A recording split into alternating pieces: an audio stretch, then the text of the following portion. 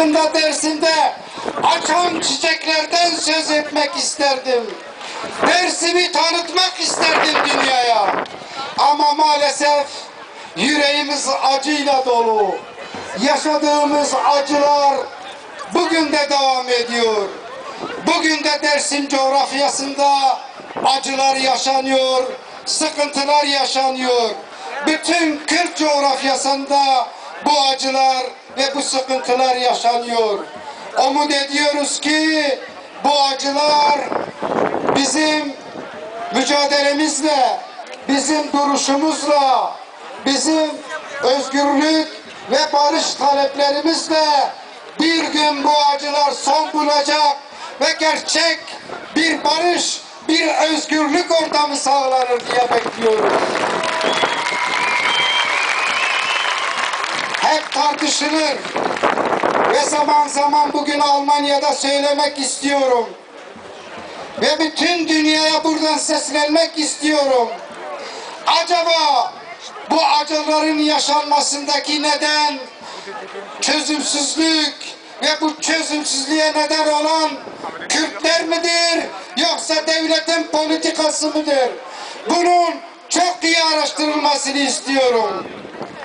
Ve şuna bütün inancımla söylüyorum. Biz hep barış aradık. Biz kardeşliği aradık. Biz halkların sevgiyle kucaklaşmasını istedik. Ama maalesef anlatamadık. Bugün de inkar politikaları devam ediyor. Asimilasyon politikaları bir türlü gündemden düşmüyor.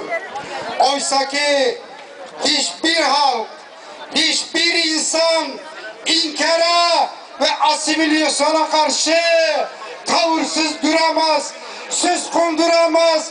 Bizler de suskun kalmayacağız.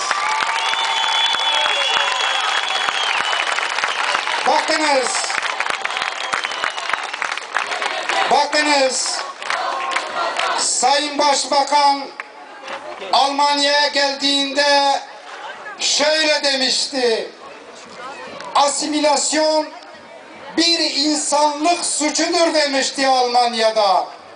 Evet, doğrudur.